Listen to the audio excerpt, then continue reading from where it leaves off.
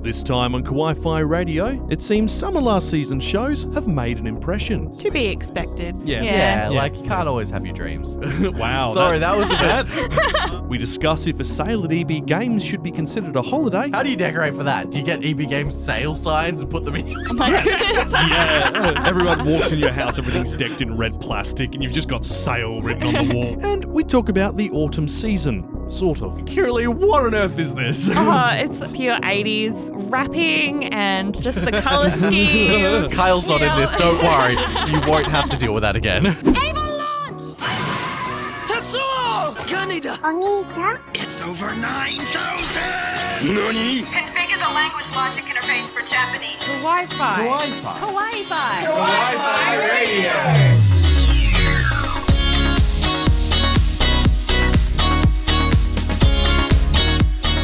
Konnichiwa and welcome. You're tuned in to Kawaii-Fi Radio, the podcast we dive in the world of anime and manga every fortnight. I'm Kyle, and joining me are my co-hosts Aaron and Kiralee. Hello. How's everyone doing this fine weekend?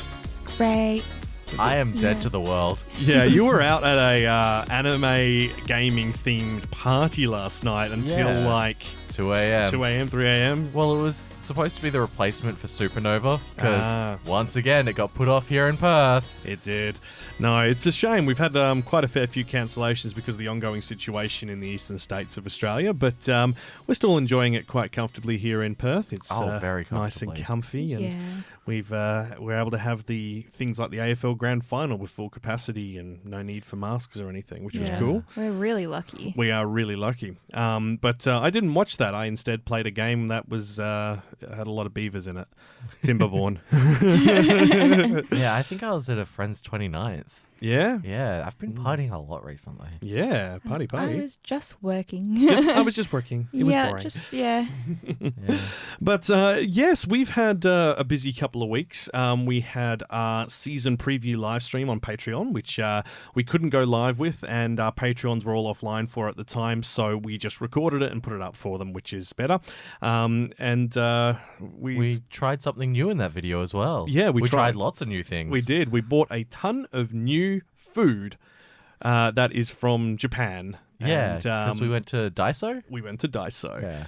And I bought an eye patch because, of course, I did. Because Chinobio. Chernobyl. You're making me say it wrong, like Chinobio. It's Chernobyl. Yeah, I saw what you guys were eating, and a lot of that stuff I have eaten myself. I have to come along with you guys one time and pick out some really odd stuff. Well, we were thinking that it's like now, like this was fairly tame, but I think we will be doing a. Me and Aaron have discussed this a few times. At great length. We need to do a segment which is food based, and we're going to call. Can you call it food? And that's going to be random snacks. We're going to go to a couple of restaurants and try certain specialties, including natto and stuff like that, which is going to be awful. And we're not going to play it safe by ordering for ourselves. We're going to order for each other. And so that way we know like each other's preferences, but also there's no playing it safe. There's tormenting. Exactly. I'm going to end up with tripe everything, aren't I? Oh, I'm not that mean. Sometimes. But the next video we will have on YouTube is coming out this week. It's explaining the intricacies, of the names in Communique Communicator show we're going to be talking about a little bit later this episode. Now, on that note, this episode, it's hard to believe it. It's very hard to believe it, actually. But we're already in the last season of the year.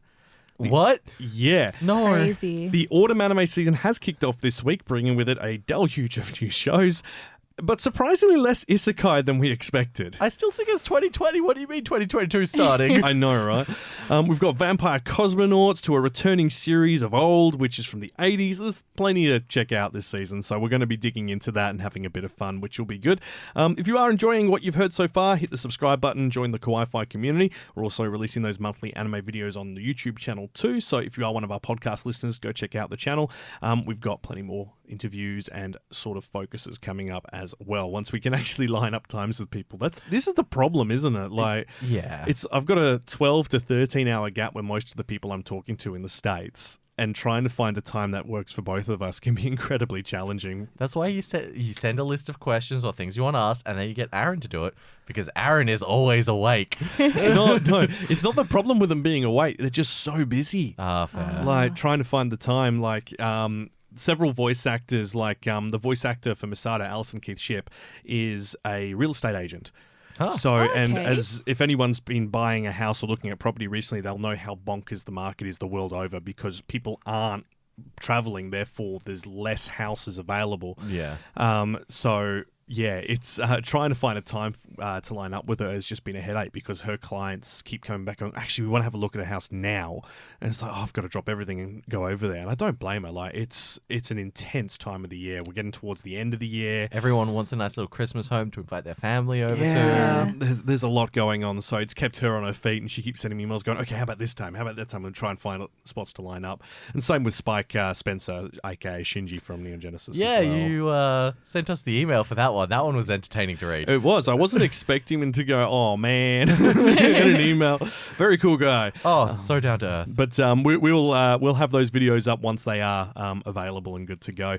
Haven't heard anything back from the voice actress for Rei, but that's still a work in progress. Maybe they'll get in contact with you after they see what you're doing for Shinji and Masada. Yeah. Oh no, I meant for Hoshi After Dark. For Hoshi. Oh yeah, if I could, yeah. So we that's actually another thing. We've got a event that we're one of the sponsors for, which is Hoshi After Dark. Check it out. It's an anime pop culture sort of evening event where we've booked out an entire venue exclusively for the Perth anime community. So if you are in Perth or in the surrounding WA and are available to get to Perth in November, have a look online. I'll put the links in the video description. Yeah, if you went to the Respawn event that was on this past weekend that I was also at, it's going to be like that, but better.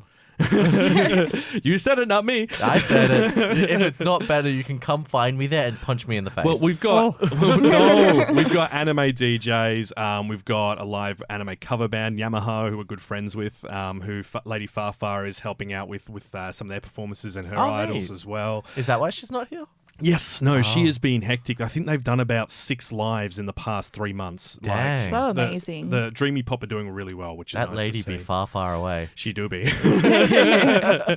But we're doing that. We're hoping we've got a chat with our good friends over at Shumi Shop again soon as well, because my favorite boys. Yes, they've got a new store opening, and we're hoping to do a bit of a video of their new store before it opens and have a chat to them about obviously the challenges of running an anime and merchandising store, especially when you're not in Japan. Yeah. Because you've got to do a lot of work to get the stuff that you want and that people want.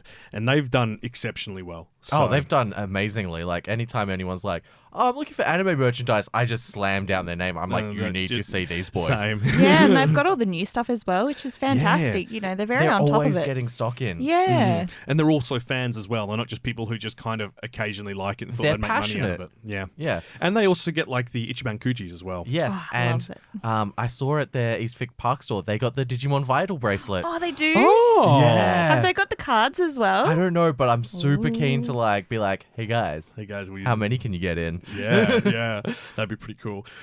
Okay, now on that note, On that Tesla note? No, we aren't even mentioning Tesla Note this episode, but do check it out. Yeah, it's coming out soon. It's coming out this season. It looks quite interesting.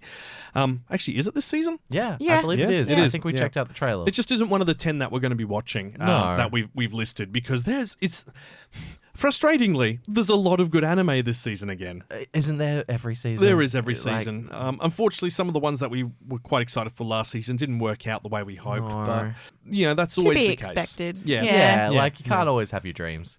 Wow. Sorry, that was a bit. That's dark. I just tapped into my inner Urumichi Oni-san. You can't always have your dreams. That's going in the preview. Look, I've been What's watching up that with show so much. It just happened naturally. Anyway, before we do get into the upcoming shows, let's do a quick look back at the season that has just wrapped up. Why do we watch that? Definitely in my top 5. Season in review. So, on the note of not being able to have your dreams, what are My limbs? limbs? My Am I limbs. Edward Elric now? No. How was Kigeki Shoujo? Oh, fantastic. Yeah? I just loved it. It was just, about their school life, for trying to be like on stage theatre. It's just amazing, and just the topics that they go through, and it was just really nice to watch. Yeah, no, this is Kageki Shoujo, also known as Opera Girl. I'm surprised that they didn't use the English title for it, and they've just stuck with Kageki Shoujo and everything. So yeah, they've got dubs coming through now as well. Oh, fantastic. I think they've got maybe about 4 or 5 episodes that are dubbed so far. There's 13 episodes, and it looks like there's potential for a season 2 because they're the first years, so there's the second years. Oh, exciting. Yeah. That's pretty cool. Now, Kageki Shoujo was on Funimation, I believe? Yes, correct. Which I think all 12 episodes are out now? 13, I think. 13. Yeah. Oh, yeah, because this was one of the early starters. Yep. It's very colourful and very pretty. Yeah, it's beautiful artwork. Absolutely love it. And does it kind of line up for a second season at the end quite comfortably? Yeah, absolutely. Oh, awesome. We like that. Now, wonderful Kenny is not here with us because he's, I believe, off in a kilt. Running through the hills. Through the hills down in Armadale. Freedom! He's not LARPing. Are you sure? I'm positive he's just in a kilt. No, I'm not even sure if he's in a kilt. I just know there was like a medieval sort of fair sort of thing down in Armadale today, and he really wanted to check it out. And good on him because he's been here for like I think the last 8 episodes in a row. Yeah, so he deserves a weekend off. He's earned his break. He has. One episode, that's it. Yeah, but he said because he's watched a fair bit the same we have this season, and he got really into one that I mentioned, which was The Great Jahi Will Not Be Defeated, which is the one where it's the Demon Lord's second in command, and the whole the Dark Realm gets defeated by a magical girl, and they all end up in the human world, and Jahi can't maintain her adult form and keeps shrinking. Oh, yes. I believe you showed us some of this. Super cute. It's really cute. And it's really funny as well. Like the magical girl finds her later in the series and breaks into her house. They call the cops on her and the cops take her away and she gets a record. It's just like, what? And one of her previous minions has become like the head of a major corporation.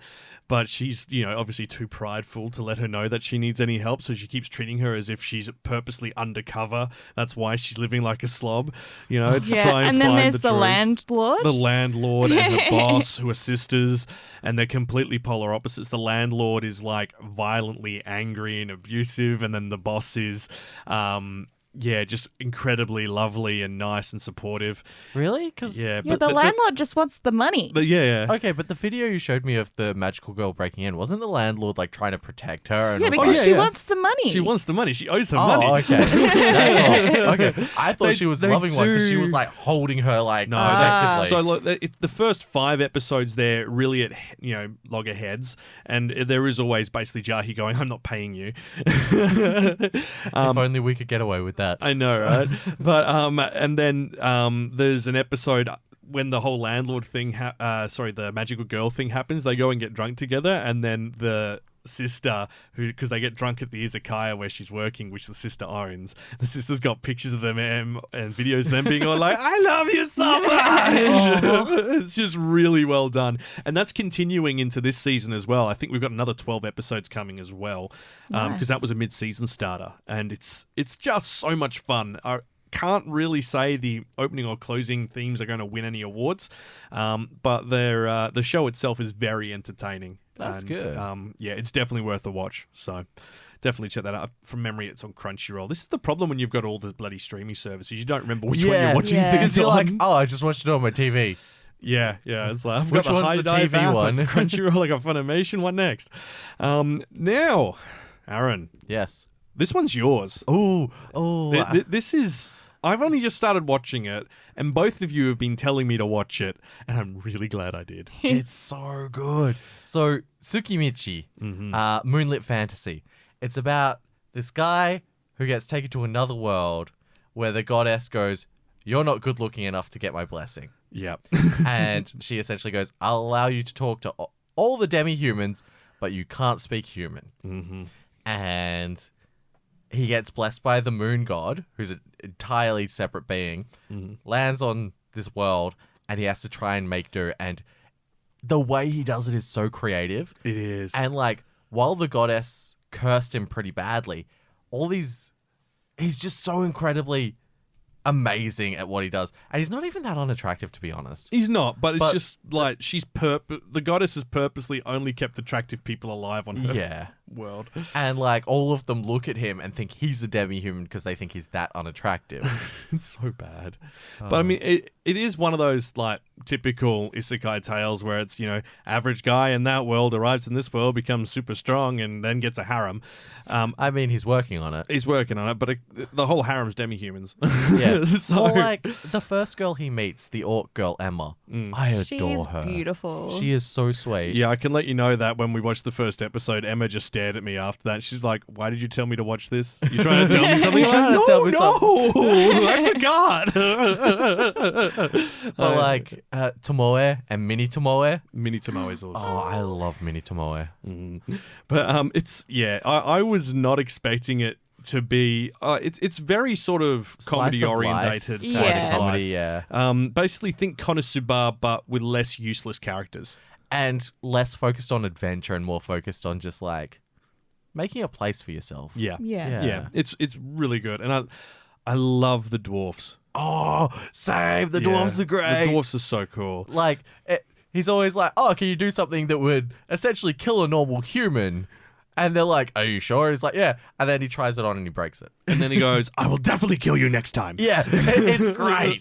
Just like seeing these two people who are like so friendly towards each other and like one of them's just like, I'm going to kill you with this next armor. Yeah, it's pretty nuts. I don't know. I just kind of like the spider lady. Oh, yeah. Oh, she just straight up reminds me of Darkness Yeah? from Konosuba just because of her disposition. Yeah. It's become that, and the dragon girl from I just love it. Arifureta, same thing. Like, they both, there's become this real thing where it's like the first female assistant character is not bright, and then Emma's bright.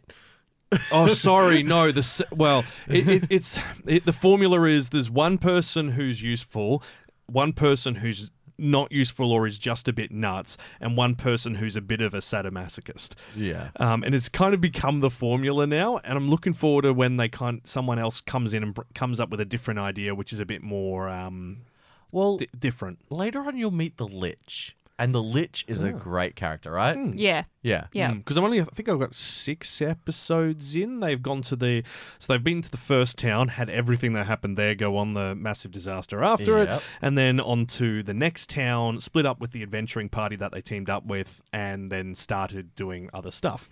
And Right. Setting up business stuff. Yeah. And then yeah. the handsome boy. Yeah, that's the next episode that I'm up to, Handsome Boy.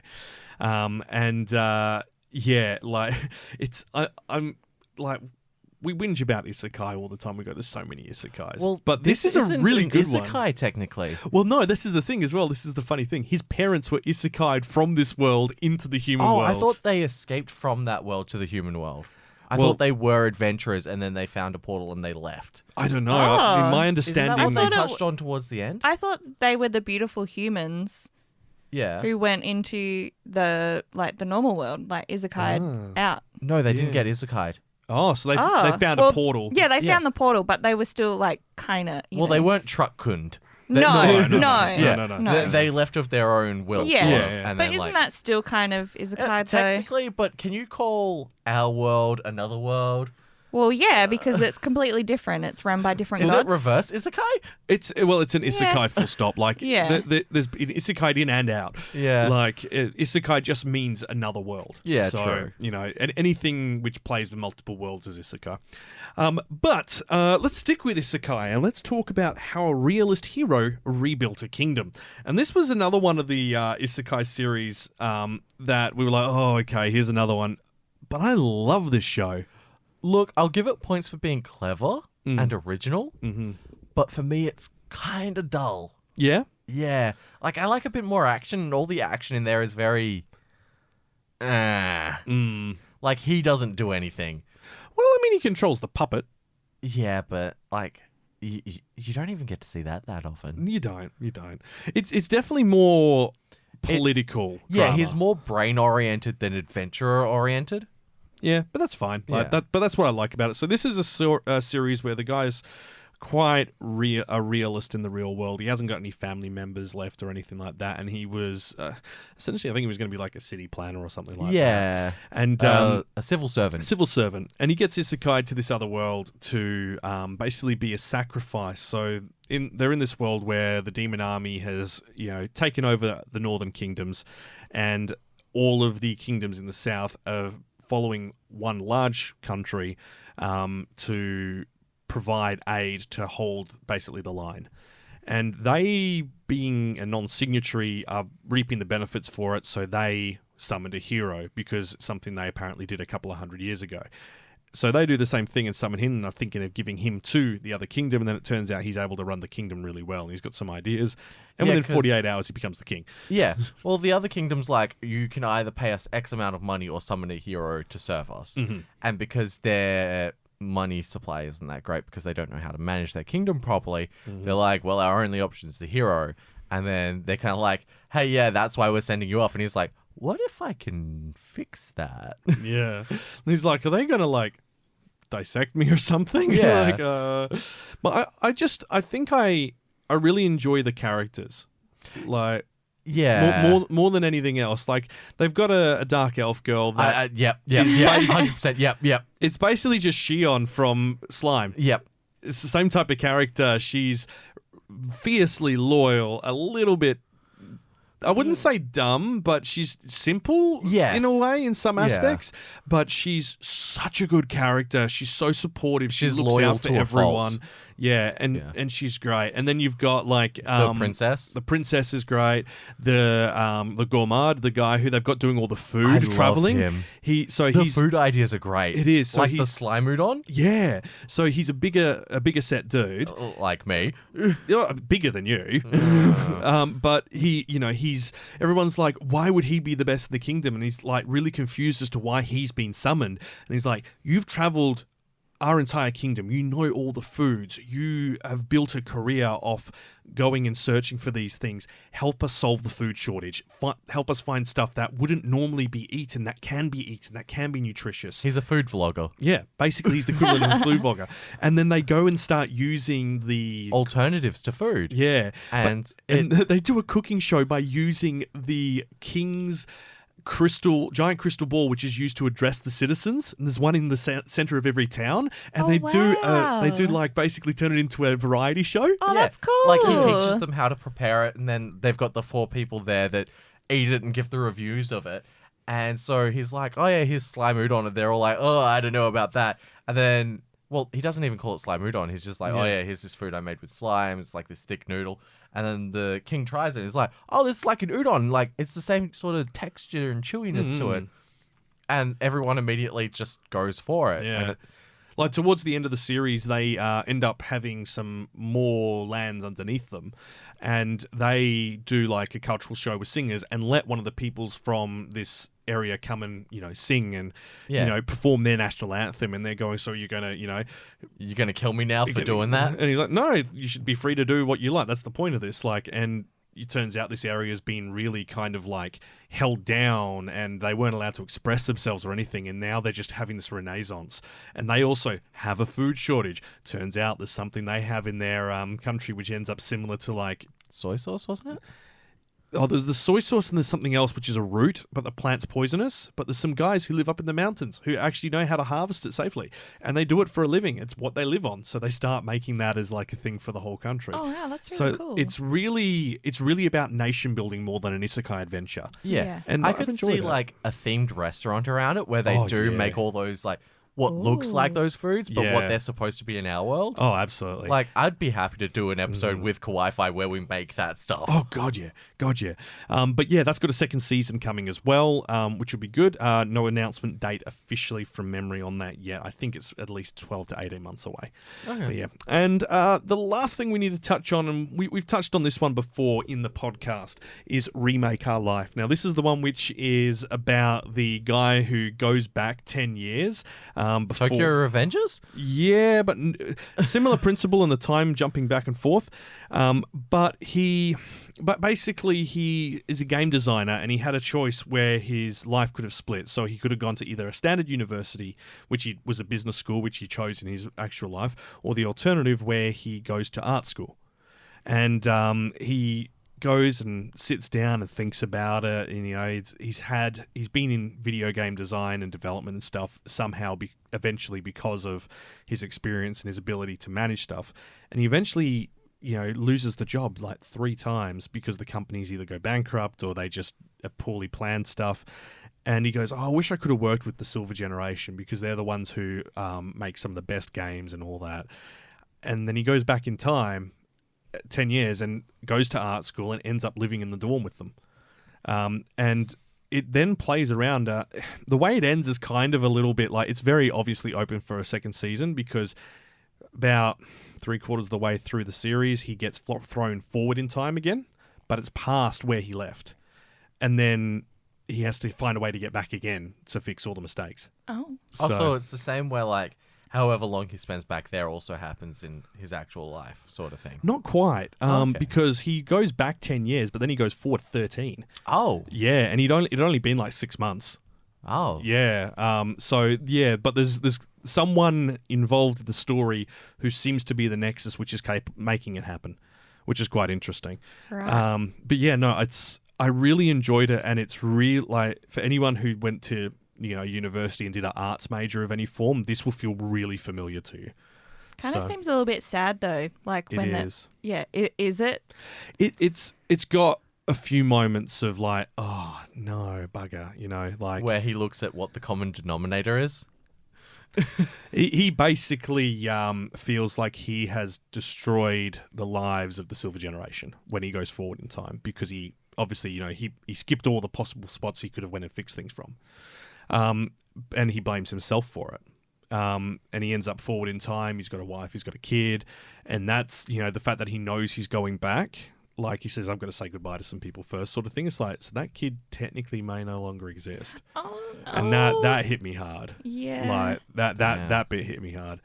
But look, it's really well done. It's not like overly melodramatic for the sake of being overly melodramatic. They've done quite a good balance of keeping it realistic and feeling like the characters are real. So that's definitely Real why I enjoyed stakes it. sort of thing. Yeah, exactly. Yeah, because you don't know everything when you're young, and Yeah, you do. you think you do, but you don't. Excuse you. But look, definitely worth checking Remake Our Life out if that's, your cup of tea, if you enjoy that back and forward in time travel. Now, we were going to talk about a disappointment, but look, there were plenty this season. I don't think we really need to. So let's just move on. So what have you been watching this season? Let us know in the comment section or over on social media. There's been a lot to talk about. We didn't really have a chance to, I guess, cover everything this season because there was so much. There was so much. And it's going to be the same next season as well, which is why we now restrict this to just 10 choices, because the last 2 autumn seasons ended up being 2 to 3 or 4 hour episodes in some cases because of how much stuff was coming out. And this means we don't waste your time. Yeah, you guys don't want to listen to us for 4 hours. We get it. Like, we do have nice voice and you like us on car trips. But you're not going to take a 4-hour car trip somewhere just to listen to us. Not just to listen to us. It's kind of convenient that you did, basically. Yeah, we thank you. Anyway, with that, it's time to talk about the autumn season. Kawaii-Fi Radio. That's a lot of anime. Oh, there's so many. No, I didn't watch them all. Autumn anime. And as we frequently joke over on this side of the world, yes, autumn, we're heading into spring. Oh, I was going to say, it sounded like it said awesome anime instead of autumn anime. I was like, awesome! I mean, that's also accurate, so that's a new sting, awesome anime. We've got a brand new segment, a recommendation segment, and it's just called Awesome Anime. I mean, why not? Right? It's our AA meeting. Are we also addicts? Yeah, we're addicted to anime. It's why So, we're in a podcast. AAA meeting? AAA? I'm pretty sure there's actually another podcast called Anime Addicts Anonymous.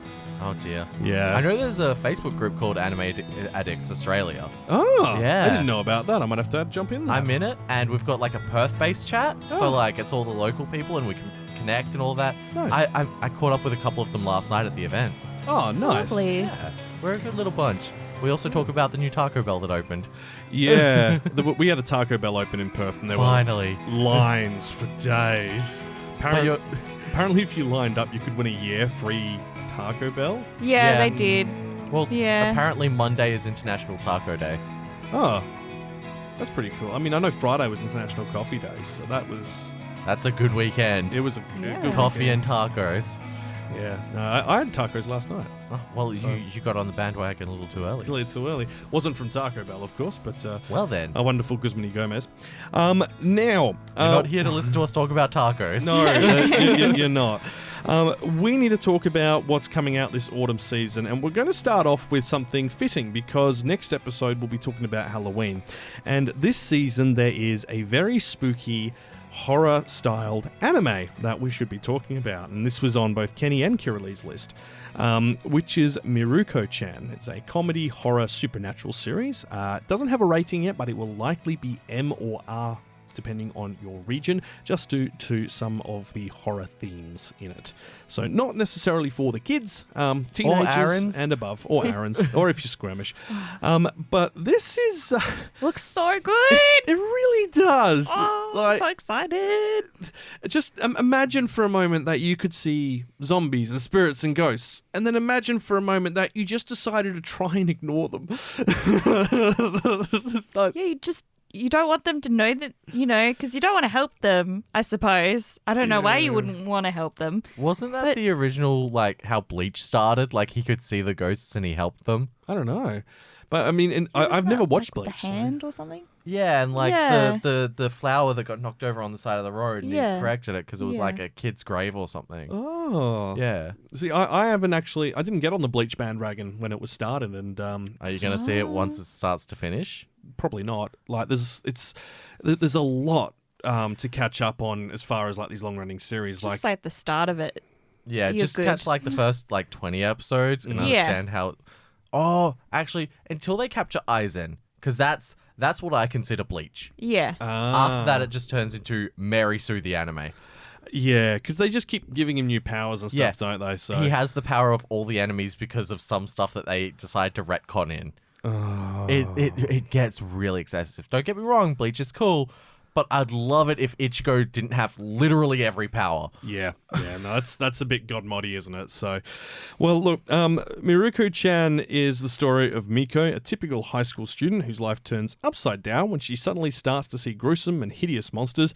Despite being completely terrified, Miko carries on with her daily life, pretending not to notice the horrors that surround her. She must endure the fear in order to keep herself and her friend Hana out of danger, even if that means coming face to face with the absolute worst.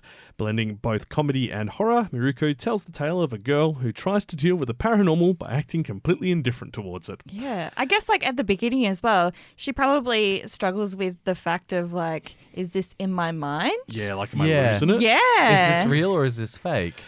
Or is this just a sea of Fanta? Or is this Halloween and they're all in costumes? Yeah, but no one else can see them. So that's the thing, which I think is really interesting about this. Also, it seems like, I mean, I haven't read the manga. It's been on my to-read list for a long time because it just sounds so bat guano crazy. Well, it sounds like Poker Face the anime. Oh. Like, stay cool, don't let them know. Don't let them know. Don't. Just don't react. Don't react. Be cool. Cool. No doubt. But look, this is by Studio Passione, who we see doing bits and pieces every now and then, tend to be pretty good quality as well. Comes from the manga, as we mentioned. It's going to have 12 episodes, and it airs on Sundays at 10 p.m. at night in Japan. Perfect witching hour for it, I guess. So, That's true. Yeah, nice and close to midnight, and it's going to be... that probably means we'll get it on the Mondays, rest of the world. But it's going to be on Funimation services, so Funimation and Wakanim, and also over on Annie Plus, Bilibili, and Muse Asia. So definitely worth checking out if you do like your horror. Perfect for Halloween, really. Kirilee's just sitting there like, yeah, this is going to be my Caressing jam. her jack-o'-lantern, like getting all of the Oh my bats and goodness, skulls my out. house decked out already. Oh, really? Yeah. 1st of Yeah. October, soon as that happened. Oh no, midnight. before then. Sorry. You're like, Christmas? What's that? I've had Halloween decorations up all year. It's been fine since January. Yeah, after Easter, that's when Halloween goes up. Yeah, that's right. That is. There's nothing else in between then and there. Definitely nothing. Now, Wait, is there? end of financial year, that's it, I think. Yeah, but you can't decorate for that. How do you decorate for that? Do you get EB Games sale signs and put them in Oh my goodness. Yeah. You just, like, everyone walks in your house, everything's decked in red plastic, and you've just got sale written on the wall with a full stop. I mean, let's be real. There's no shortage of those signs. Oh my goodness, there no. really is not a shortage of those signs. I mean, like, for those who don't know of EB Games, Electronics Boutique, It's, we've got EB. There's EB Games in Canada, and I guess the nearest equivalent in the UK would be Game Traders or Game. GameStop. GameStop. GameStop's what it's called in America. GameStop's what it's called in America. It's the same company. Yeah. But in Australia, EB Games do a whenever they do a sale, it's over the top. What do you mean whenever they do a sale? When don't they do a sale? That's the joke. Yeah. The store is constantly having a sale of some form, and they deck it out over the top, and it's just become part of the culture and a joke. And you then can they even get decide- T-shirts with the stickers all really? over it. Yeah. Yeah. I've Oh, seen so brilliant. many of them, like a full outfit of Yeah. just EB Games sale stickers. Wow. But then, like last year, just before the pandemic hit, they actually did a no sale. So they left the store completely blank, and everyone was like, "Oh my god, they're not having a sale!" But it was actually the best sale they'd ever done. Yeah, it was the best deals. It was, oh man, It's it when they blew had our like mind. the trade-in, they had the crazy trade-in deals for the new consoles and stuff like that before they launched, and it was perfect. But now it's just become literally part of their branding. They it's put the the word culture. sale full stop. Well, and like, that's it. they're even on TikTok, and their Yeah. TikTok is jokes about them having a sale. I And know. I So think is their Instagram and Yeah. Facebook. It's Like- so good. all of their public media they know what's up. I could really go on EB Games shirt now. Well, let's go get a bunch. Now, we do need to talk about the fruit of evolution. Now, Shinkai no Mi. yeah. Now, this is your pick for the season. Well, one of your picks for the season, Aaron. Yes. Why? Okay, you watched the trailer with me. Yes. You know exactly why. Pink Gorilla. Pink Gorilla. That's Pink Gorilla. That's right. I forgot it was the Pink Gorilla one. Pink Gorilla anime. Yes. Like, oh my goodness. At first I was like, oh, this is a little crazy. And then, like, towards the end of the trailer, because I'm pretty sure the first episode's out. Yes. Yes. You see that it says, is it Saria or Sarah? Yeah. And then it says Saria pre-transformation, and it's it's the this big giant pink pink gorilla. motor. And so it's basically this guy and his entire class that get isekai'd to another world, and you don't see what happens to the rest of his class in the trailer, but he stumbles upon these monkeys, and they've got all these fruits, and so he steals one, and it looks like a coconut or a giant almond. Yeah. And he just bites into it like it's a mango or something. know, right? And like it blew my mind. I was like, that shouldn't be that soft. No. And then all of a sudden he quote unquote transforms, Mm-hmm. and he's hot. He's like, oh no, he's hot. And then he gets chased by a giant pink gorilla, which I assume also does the same thing, because then it's this really cute girl who's in love with him. So I've got the synopsis here. Seiichi Hiragi is an unfortunate young man who is despised by his classmates because they consider him homely, chubby, and smelly. Hey, Seiichi's luck goes from bad to worse when his class is transported to another world, but he finds himself alone in the wilderness and pursued by an amorous female gorilla named Saria. The disastrous lives of the unlikely pair take a positive turn after they ingest the legendary fruit of evolution, and an unexpected transformation takes place. Yeah, they all get hot. okay. Yeah, so, I read that and I was like, I don't what's the transformation? yeah, we were talking about was this like, on the way what? here. Yeah. And I was like, no, you gotta watch. You gotta Yeah. Yeah, know. and then 'cause and then I watched like the start of it, and then I saw the monkey, and then I was like, what are they gonna? What? Yeah. It's Yeah, so you were very oh, confused, and then weird. you watched it, and you're like, oh, I see why you like I this. see. So, yeah. I get it now. So, adventure, fantasy, romance listed in there. It's by Studio Feel, who have been doing some really good shows lately. They had 2 good ones last season that they were involved in, and This name, we mentioned this, I think, like 6 or 12 months ago. Children's Playground Entertainment, and we took the mickey out of it because we're like, that doesn't sound PC. No. But they're involved in like 4 shows this season that we're Dang. talking about. Oh, okay, wow. And they were a minor studio before. It's just it's a weird name. They did a lot of for a digging? studio. No. They're not that kind of minor studio? No. They did a lot of the in-between scenes and backgrounds before. Okay. So yeah. no pickaxes. No pickaxes, Okay, unfortunately. gotcha. That wasn't their department. They just did the in-betweens. They don't design anything. Oh, yeah? But this time, obviously, they're now getting a lot more into that larger anime space. So we don't know how many episodes. We don't know the rating. Likely PG, though. Yeah. And anything that doesn't have a rating that's not immediately like too violent or too horrific goes straight to PG. It looked pretty sweet. Like a It nice, does. calm, cool one. Well, not calm, cool, but like not intense. It's not slice of life, but it's not like full-blown... Not like Over you're the going to top. have an anxiety attack watching it because you're like, oh! Yeah, exactly. But it's from a light novel series. Oh, neat. Which I'm always interested how when they do light novel adaptations because the art style for light novels is always very different from the manga or anime form. It's Yeah. like usually very watercolor, very stained glass almost. Yeah, exactly. Yeah. Whereas then when you go to animation, it's normally very a lot stronger lines, a lot more defined. Yeah.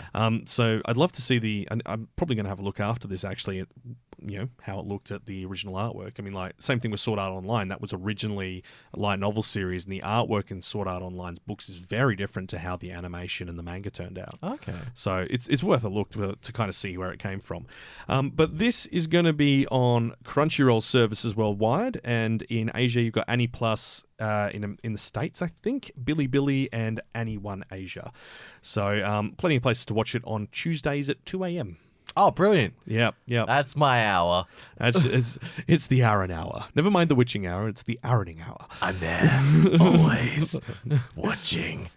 Now, this next one does come with a slight warning, and that's Platinum End, because it does cover some pretty heavy stuff. This does... How's the safest way to explain this? Platinum End is a psychological shonen supernatural thriller with themes that include self-harm. Is probably the easiest way to explain So it can be this. quite confronting. It can be quite confronting. But it looks good. it looks really good. Yeah. It really does. And I mean, Kiralee, this is the one that you were really keen on as well. I am really excited for this one. I just like the idea of it, you know, for who's going to be the new god. Yeah. Oh, this one. Yeah, Yeah. This so- one gave me Tiger and Bunny vibes when you see them in their armors. Ooh. Is this the a angel little- one? Where the yeah. angel About an select the angel? person? Yeah, a little And then they bit. fight? Yeah, And they yeah. had the armor? Yeah, So, sometimes they do those. Yeah. Sometimes they don't. I forgot about that. Kakehashi Mirai lost his parents in an accident and lived in misery with the relatives who took him in. Having lost hope in everything, he jumped off the roof of a building on the day of his middle school graduation, but then he met an angel. And as in, like, they stopped him mid-jump. So we it's not that sort of gruesome. Is it Second Impact? No. Oh, okay. No. So not that angel? No. This is no Neon Genesis references this season, unfortunately. But it looks really quite interesting because it's basically, as Kiralee said, a battle these angels have all picked like a champion, if you will, and they are all going to fight it out to see who becomes the new god. Battle Royale. Yeah.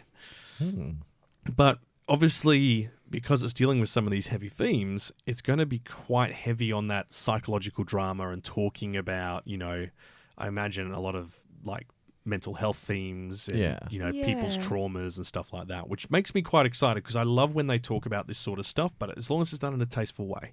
Yeah. As long as it's done as a way to actually, as long as they address it properly as opposed to kind of just do lip service. Yeah. Yeah. And that's going to be the key thing, I guess. From like the trailer, from what I saw, the main character that you follow who went to jump, it then looks like he completely goes opposite and he's like wanting to live and wanting to protect this girl. I feel like in that sort of situation you would. Like if somebody's like, hey, look, I'm an angel. I've selected you as my participant in this battle to become God.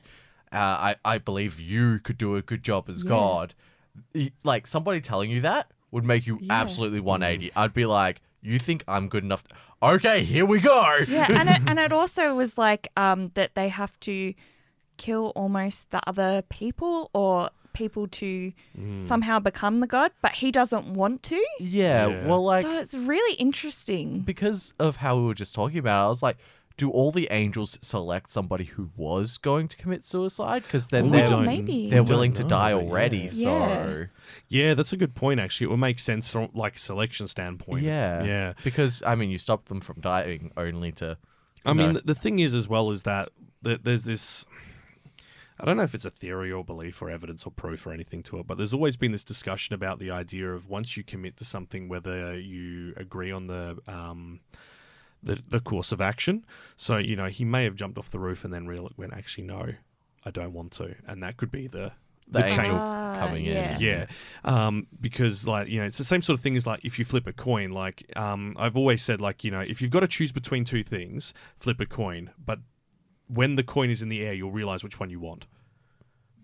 Well, my stepdad actually taught me a handy trick. Mm-hmm. If somebody says they don't know what they want, just go, okay, just list a few things you're considering. Mm-hmm. The first one's always the one they want the most. Ah. Because you subconsciously put it first. That's fair. That's good to know. That's a good idea.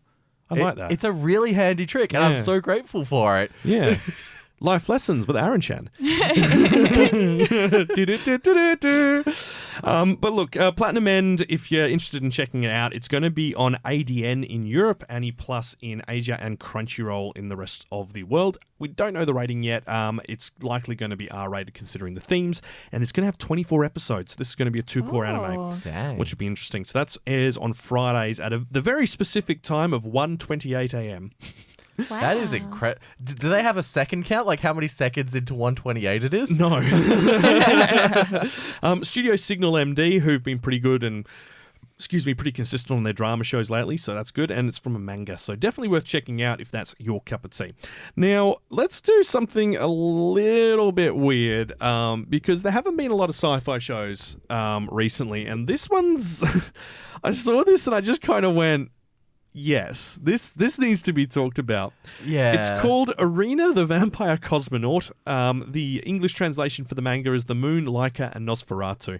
I don't know why they went with Arena the Vampire Cosmonaut, but okay, cool. Why not? It's, Yeah. well, it's just right to the point. well, it's just kind of a bit like when they changed Philosopher's grandson to Wise Man's grandchild. And they've done it again for something else this season where it's the proper translation is Philosopher and they've put it as Wise Man. And it's just like, it doesn't sound as good. But this... I was not expecting this, and now that I I've don't seen think it, anyone was expecting I'm this. just so on board for it. It's nuts. So it's an alternative history story which involves vampires and the space race. So the first astronaut in human history was a vampire girl. Following the end of World War II, the world dividing superpowers into the Federal Republic of Zernithura in the east and the United Kingdom of Arnak in the west, and turned their territorial ambitions towards space. Both countries have been competing fiercely for development.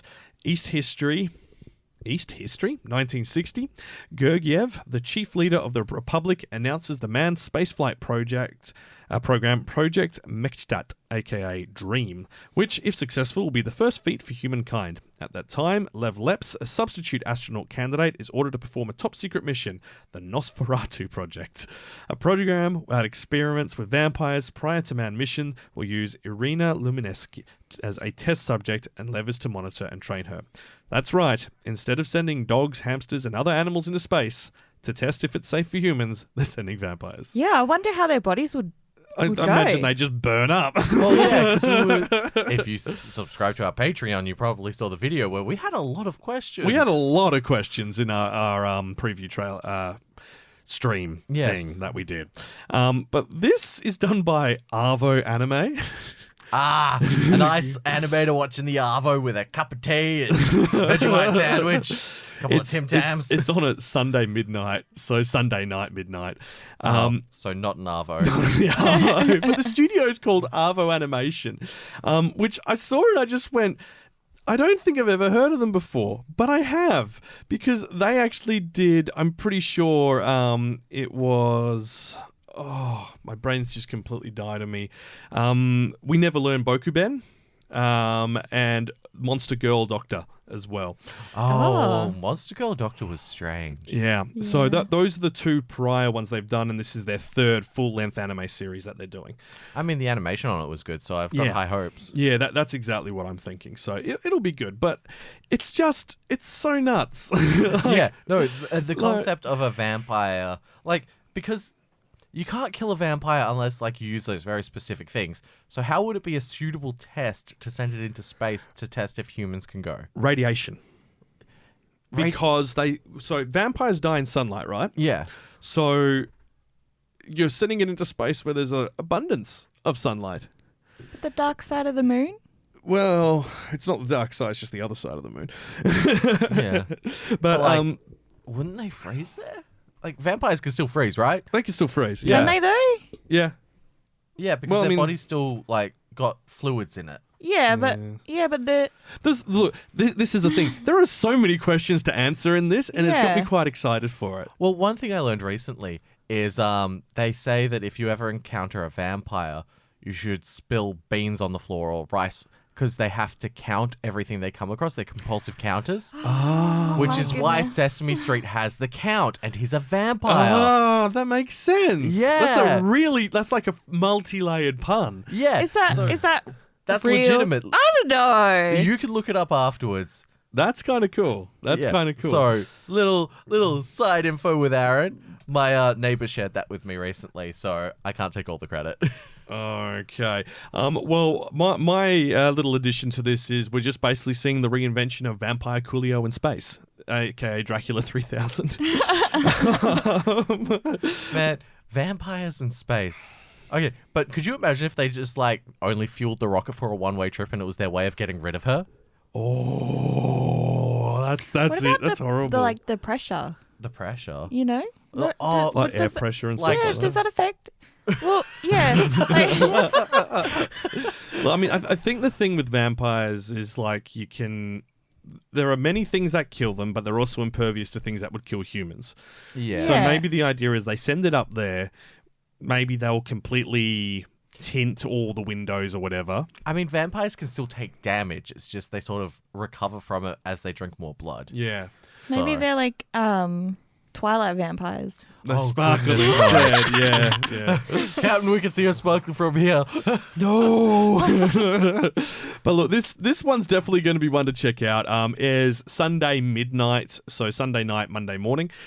No idea on how many episodes yet. It's from a light novel, so that being the case, probably 12 for an initial run, and if they're going to do a second part, I'm sure we'll hear about that halfway through the season or at the end. Other anime, it's on Funimation services, so Funimation and Wakanim if you're in Europe. Bilibili, Ani1 Asia, and Ani Plus as well. So definitely plenty of places you can find it. It's... We'll probably be talking about this next week, I think. Yeah, I think we'll be very confused and just have a Halloween meetup and be Yeah. okay, vampires. Yeah, we're gonna do I know for sure I'm gonna be doing research on vampires. Yeah. Yeah, when I leave. How would a vampire survive in Yeah. space? Let's find out. Okay, but that also opens the questions to werewolves in space. Ooh. Oh, they're more like people. Yes, but But they can permanently see the moon. yeah, if you launch them straight at the moon, there's going to be no silhouette on it. But then they're just werewolves. Then they're just... Yeah, but at what stage do they and do they just... Well, do they stay as werewolves if they land on the moon? Yeah. Yeah, well, yeah. Surely. And the other thing is, so vampires can't handle sunlight, right? Yeah. But they go out during the night. What does the moon do? It reflects sunlight. Why don't they... Yep. I know. I And, know. if the moon reflects sunlight, doesn't that mean that would work on werewolves as well? Well, The what sun if- turns them into... I don't know. Dark side of the moon? Then it's not, No, because because it's it has not... to be a full moon. So here's the other thing as well. So Oh my gosh. Mythological podcast, let's go! well, we're about to go full science here, being a space nerd here. So the moon doesn't have a dark side; it's just got a far side because it's that. The way it's set up is it's tidally locked to the planet Earth, so we always only see the one side. Yeah. But when we have a new moon, i.e. we can't see the moon, or we have an eclipse, the dark side, as it's being Yeah. dubbed, the far side, is fully illuminated by the sun. Yeah. But if you're on the moon, though, can you not be on the side of the moon that is not illuminated? No, because for a it still prolonged period of rotates time. around it just like it does with Yeah. Earth. Oh, yeah, you just keep walking. Yeah, you'd have to keep walking. Yeah, you just keep walking. You have a Yeah. month to walk the entire circumference of the moon, basically. Just a light, brisk jog. Yeah. Light, brisk bunny hop. Because apparently that's the most efficient way to walk on the moon. Yeah. This is now a science podcast. If we can believe that the moon landing was real, Yes, we can. then why did the flag wave like there was wind? Because when it took off, it sent off particles. Uh-huh. And that's why it got knocked over as well. And that's why after Apollo 11's flag is buried in moon dust, Suck it, America. whereas all the other ones, they learnt to put the flag far enough away from the lander so that when they lifted off to return up to the transfer stage, it wouldn't get knocked down. But because of that, they're also exposed to the sun, which means all those American flags that are still upright on the moon are bleached white. And the Apollo 11 one is the only one which still has color because it's been covered by dust. The moon surrendered. Yeah. Strike now, strike now. So yeah, fun facts for Kyle. Right, let's stop being a science podcast and go back to what we're talking about, which is anime. Leave a comment if you want more science. Yeah, well, I mean, I'm probably going to end up doing a video on if Nosferatu to the Moon has like proper science in there. I will do a video on that. Okay, but you have to get me on it because I'm a huge mythology nerd. Yeah. Cool. I actually study anthropology. Ah. So if you want stuff on mythology, I am your go-to guy. We will be having this discussion. We will be having a I very love in-depth discussion. vampires. You love vampires too? Okay, so I guess the three of us are doing a video. Three of us like doing the Charlie Day thing from It's Always Sunny in Philadelphia. Just like, okay, so here's this. The mail. I'm dying to talk about the mail. All right, well, let's move on to the last one for this section, and that's Comey Can't Communicate. Now, if you listen to any of our prior podcast episodes, you know that I'll never shut up about this show or manga. How many is this in a row? Probably the 5th episode. In a row? Yeah. Hey guys, if you've listened to the last 5 episodes, just skip ahead 20 minutes. No, this is the first time I've actually talked about the actual anime's proper information. Up until this point, I've just been talking about the manga and how much I love it. And speculation on the anime. And speculation on the anime. But now we've got official synopsises and stuff. So, Comey Can't Communicate is about the socially anxious high school student Shoko Comey, and her greatest dream is to make some friends. No, her dream is to make 100 friends in high school, but she's really bad at communicating with people. Everyone at school mistakes her crippling social anxiety for being a cool, reserved lady. You know, she's too cool for everyone because she's a beauty. The whole student body keeping its distance, Comey is unable to utter a single word, and friendship might be forever beyond her reach. Until our protagonist, Our very average protagonist. whose name literally means just some guy, Tadano ends up befriending her and starts making it his mission to help her get friends. Okay, so I have a question. Mm-hmm. So, you know how you're wondering about the dub for it and if it's going to get the names right and stuff? Yep. In the translated manga, what did they do? They stuffed up. They stuffed up? Yep. And Oh, that's what buddy, that's- I am so sorry. that's what the Comey video is actually going to be about, explaining the intricacies of the names of characters and why it's important to their character. Yeah. Because anyone who's studied a bit of Japanese, you'll have probably seen like names that can be written in hiragana, the short individual couples of letters, or 3 letters in some cases for like su and shi and so on. But then you've also got kanji, which each kanji can account for 2 or more. So they're individual words as a symbol. And in Japan, people will use those individual symbols to explain their names. Yeah. So someone whose name is Yuki might not use, because Yuki means snow yeah. in Japanese. They might use the kanji for snow, but they could also use the kanji for something else which sounds the same as Yuki. Well, it's like in Tiger and Bunny, Kotetsu. His name is similar to Tiger, which is how he got the hero name Tiger, Wild Tiger. Yeah. Because every time he signed Kotetsu, they're like, oh, that's why they call you Wild Tiger. Yeah. And he's like, oh. And then I think one guy ended up calling him Tora, and he's like, no, it's Kotetsu. Yeah. Yeah, So- I remember that. Yeah. Mm-hmm. But it's it's going to be quite important, these names, to understand their characters. And there's like one of the characters who's going to be most interesting is not gender fluid, they're gender unknown. And the point of that is because they are literally the physical manifestation of everyone's childhood friend. If your childhood friend was male or female, it's this person. This person is everyone's childhood friend. This character is gender is a construct of society and I won't have any of it. Except for when it's useful to them. So Yes. someone will confess their love and they'll go, sorry, I'm a guy. Someone else will be like, oh, you should be heading to the men's changing rooms. No, I'm a girl. Yeah. Gender optional. Yeah, exactly. And the clothes they wore during middle school and high school, I think high school was male clothing and middle school was male clothing, primary school was female clothing, and in high school it's a combination of both the male and female uniform. Neat. Yeah, they're an amazing character, but we'll get into that anyway. This is one of the Netflix series, so it's been done by OLM Studios. From the manga, it's going to air on Wednesday nights at midnight, i.e. they're going to release it midnight each Wednesday night on Netflix is when it'll go live. Now, that starts a week after the actual anime season starts. So I don't think we get like the first episode until the 9th, I think it was. Or so we've still got a little bit, like a week and a bit until we get that first episode, which is, it's annoying, but that's, at least it's going to be weekly. You've waited this long Yep, for it. I A have. little longer is just going to be fine. I'm just worried that Netflix are going to stuff up the subtitles. Yeah. Yeah. I wonder what names they'll use. Yeah, Yeah. I do wonder. But we will see. I mean, they won't get the names wrong. It's just they'll probably miss the intricacies, which is pretty Yeah. much what I'm expecting. Yeah. But anyway, we will see how that works out. We've got 5 more shows to bring up, but first we have to go and talk about what's been making anime news. Kawaii-Fi Radio. Tonight on Anime Communique. Great story, compelling and rich. Nothing brings ratings up like a little controversy. This one's not... Actually, this will be controversial. This will be very controversial. This will be very controversial. So, if you were getting excited for the new Demon Slayer season this season, it's got a 6-month continuous arc. So we're going to get 25, 26, 2 arcs in a row.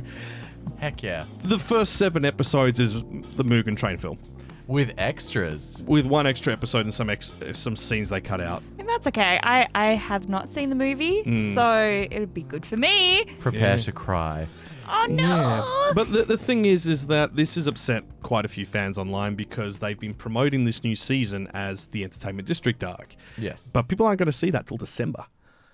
And like for those that have already seen the film, or I mean, let's be honest, it's a question of how much milking is too much milking.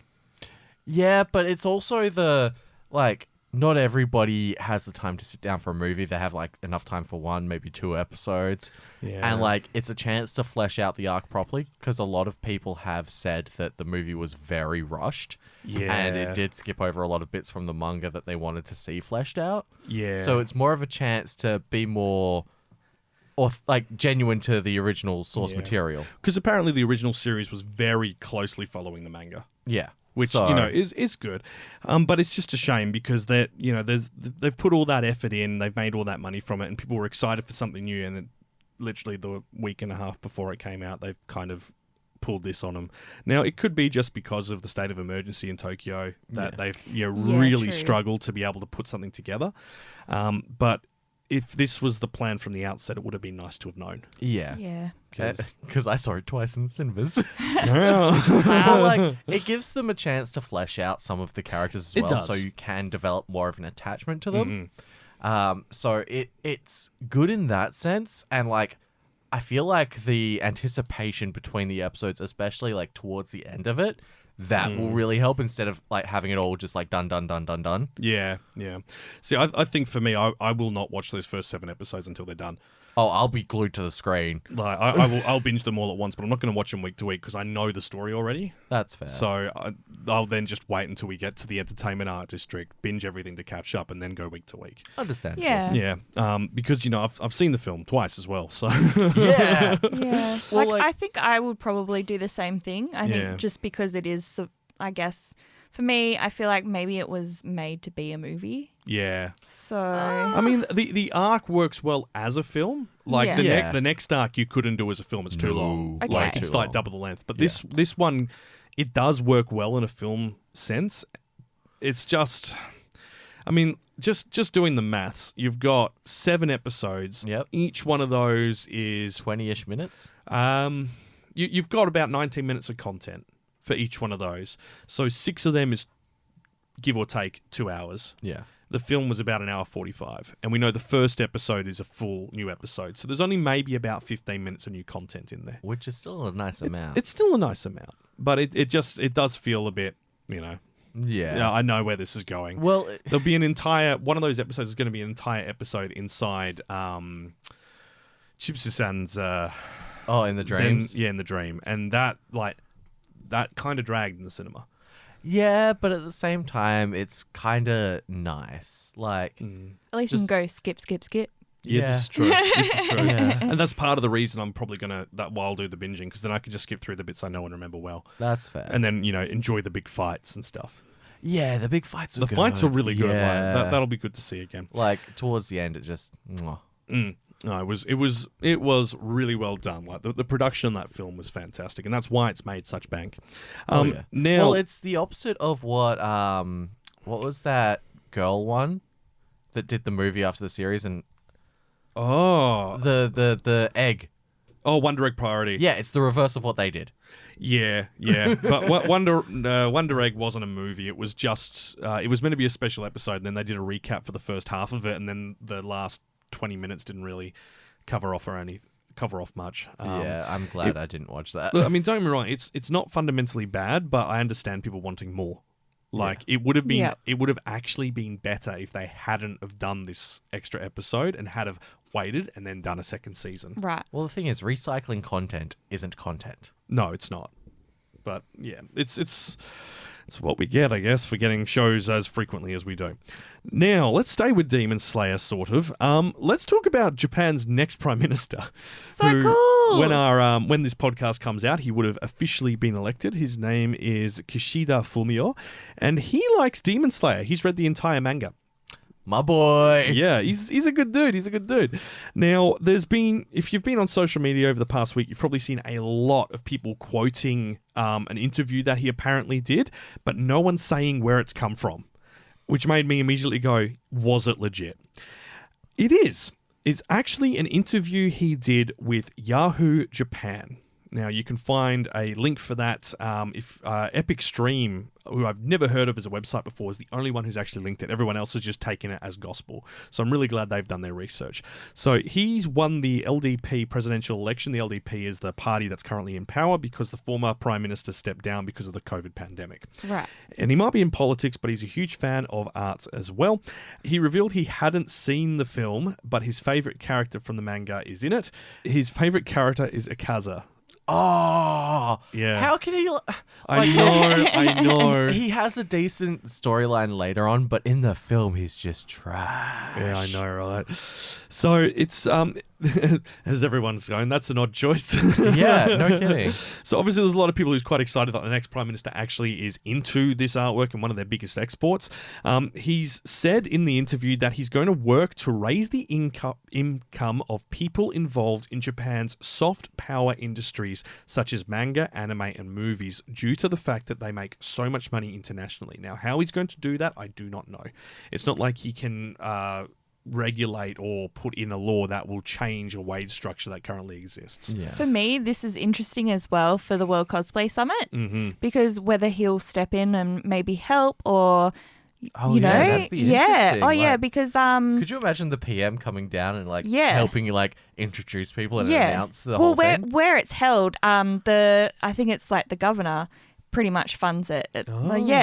And helps fund it, and he's a big cosplayer as well. So I would really love for the Prime Minister Can we get in the on Prime it. Minister in cosplay? Oh yeah. I wouldn't be surprised if he did. There were some people who were running for office who were cosplaying last year. So Ooh. that was quite interesting. One of them got in as well. I think they were in Exciting. for the Akihabara district of Tokyo's good. government prefecture Yeah. thing.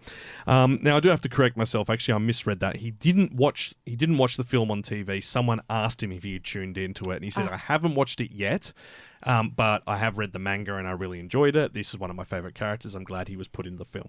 So just I misread that. Akaza's fighting style is absolutely beautiful animated. Like, I do enjoy it. I will It was admit really that. well done. Now, let's jump across to the world of live action, which everyone immediately goes, "Oh no!" Dragon Ball Evolution is getting a sequel. No, it's not. The guy who actually did Dragon Ball has actually publicly apologized for that. So he should. He should have. Okay, Yeah. M. Night Shyamalan is coming out with The Last Airbender 2. More airbending. Wind Boogaloo.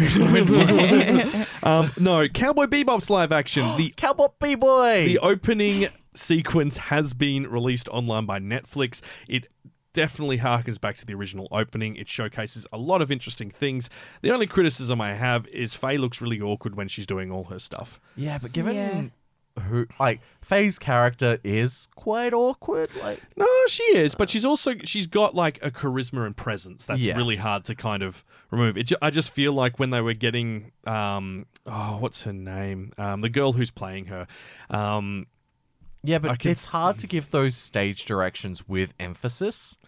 Yeah. So I feel like she was working with the best she had. Yeah, and that makes me a little bit worried for how the show will turn out. Yeah. Like, a show's only as good as its director. Exactly. So if they couldn't really direct like obviously the guy playing Spike and the guy playing Jet are going to be fine. Oh, they look incredible. Yeah, they did a really firstly, good job. everyone looks fantastic in it, and it's going to be really well done. So you've got John Cho as Spike, you've got Mustafa Shakir as Jet, and Daniela Pineda as Faye. Now, And then you can't forget Dave Bautista as Ed.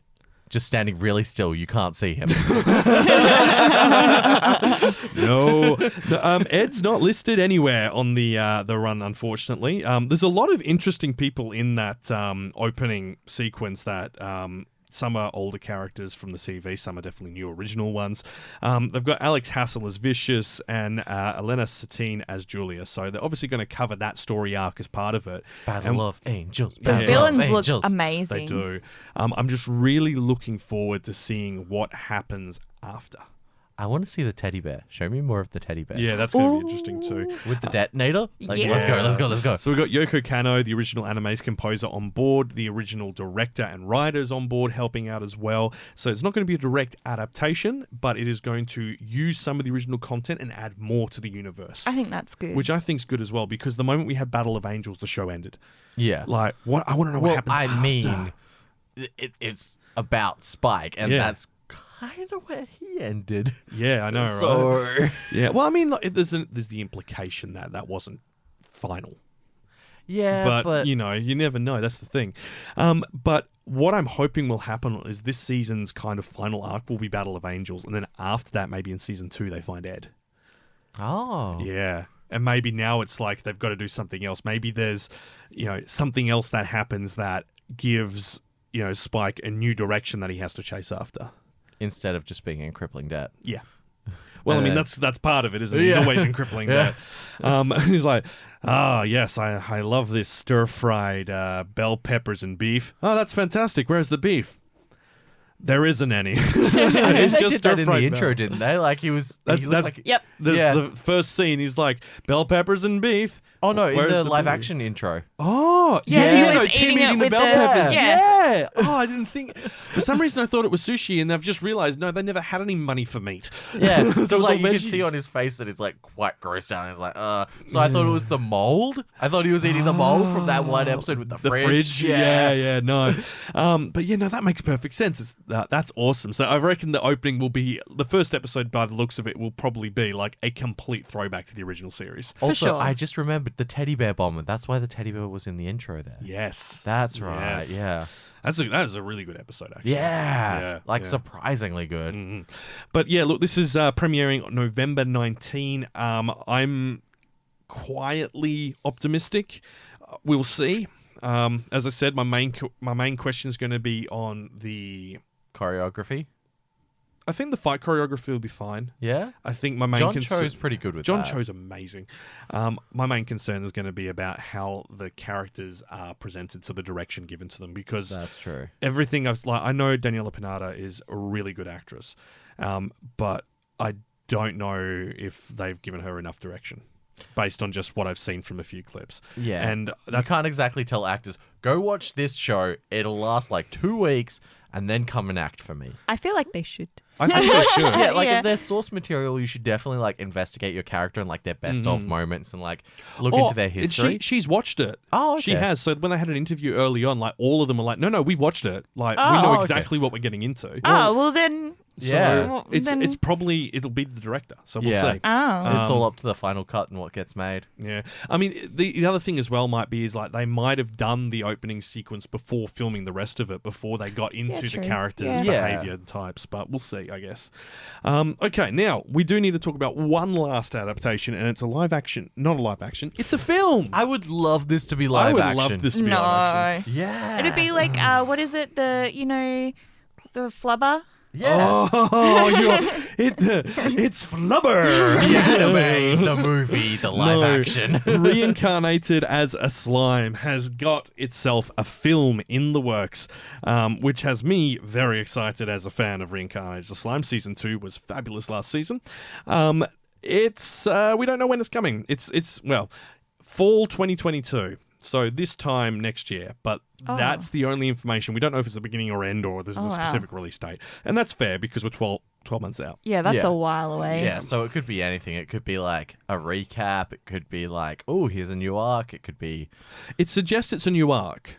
Okay. And with everything we've had so far, like they're up to date with the manga. So it's a light novel series, which then was turned into a manga. Yep. And the manga was running quite frequently. So the manga finished. We've just gotten up to pretty much the end of the current season with the manga. Okay. So what comes after is what we've got for the next 12 months of the manga. Because that would be the next arc. Yeah. If you've got 2 hours, like 6 episodes equivalent, that fits quite comfortably in the next 12 months. Because typically 2 chapters equals 20 minutes of film. For the length that they're working with, because they're a monthly manga. So I'll be interested to see what we're going to get. But Do you reckon that'd be how they end it? No, because there's that the much more? we're only halfway through the light novels. Oh, that's interesting. Yeah. Because, like, in my mind, they're very close to figuring out who's causing all of these problems. Yes, but this is the thing. There are multiple people causing problems. Oh, yeah, it's like a layered thing. Yeah. So I'd be interested to see how it pans out, and also like with the Harlequins. Oh, the like, Harlequin Alliance? Like, sure, they're underneath this guy that's causing the problems, but I think they're also got their own agenda. Yeah. Especially They've got too much power to be someone's underling. Well, yeah, like the fact that they're all stronger than Clayman and he was the Yeah. weakest of the 4 of them is like, what? Because you got Footman and Tier. Footman and Tia, and who's the other one? Oh, there's another one. It was like Laplace. Yes, Laplace. He's the strongest, and he's bordering on Demon Lord power. Yeah, because he just flat out killed that Demon Lord. Well, the Demon Lord's stand-in, the vampire dude. Yeah. More vampires. More vampires. Have you seen Slime? Yeah. Yeah. Up to date? Yeah. Oh, okay, cool. Well, yeah. Yeah. For a second there, I was worried you hadn't seen it. You're like, ooh, that's exciting. I might have to check it out. I was like, oh. But yeah, I just also love the fact that they got, he's now got like multiple creatures. So he's got, Ranga, his star wolf, and then there's also like the little multi-tailed fox. Oh, the fox, yeah. It's just like, oh, it's so cute. It's like a kitty. So, I love Naruto. I love Naruto. Naruto. But look, it looks really good based on the information I've seen. They make a good point here on Anime News Network. We've had 9 straight months of Slime franchise this year because we also had the Slime Diaries in between part 1 and part 2. Yeah. Which I still haven't actually got around to watching because I've read the manga. And it's nice. It's slice of life, but I feel like it makes more sense if you've watched the full second season before you watch it. Okay, cool. So that gives me something to do in the meantime. Because there are 4 spin-off mangas from Reincarnated as a Slime. Dang. So one is The Way of Strolling Demon Country, which is really good. Like, it's probably the best spin-off. Basically, I think it's set after this arc it's just finished now. So you've got Veldora and everyone there, and it's a bunny girl who's from the animal kingdom, who's come to them and is going around and reviewing all of Tempest's facilities to create a guidebook. Oh, wow. Yeah. So she goes, 3 stars and stuff So like that. cute. Yeah, and it's really good. But there's this one particular thing which would make a really good OVA where she discovers there's a hidden underground of people who are battling to decide between Shuna and Shion who is the best of the demon. Shion, hands down. Yeah.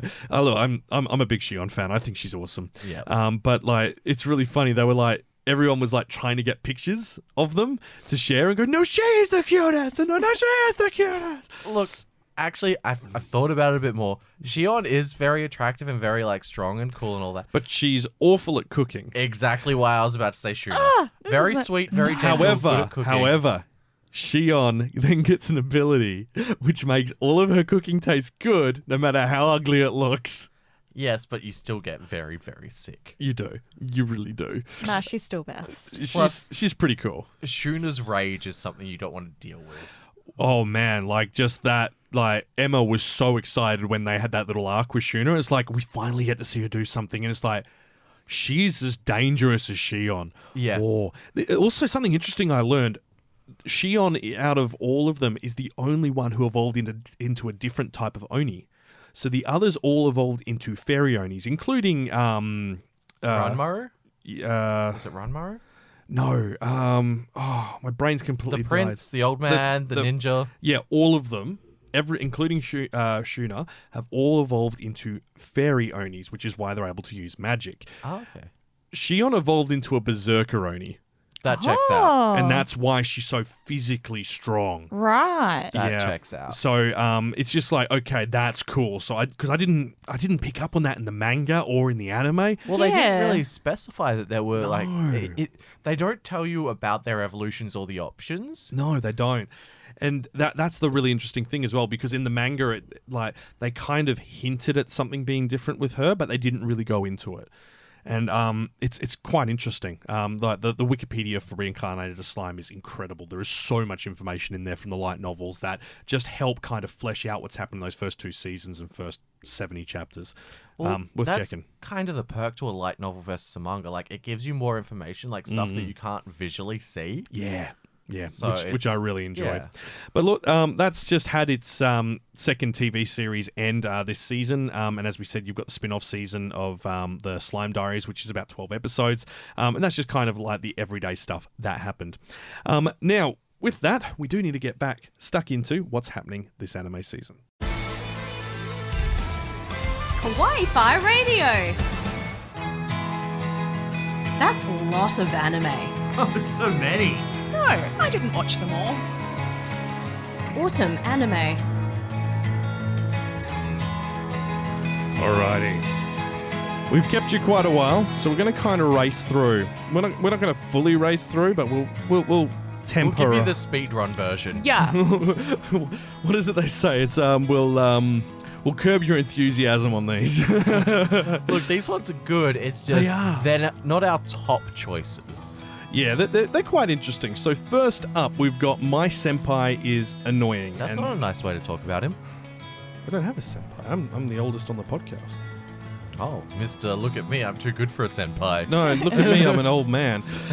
So My Senpai is Annoying is a romance comedy slice of life series by Doga Kobo. Doja Cat? No.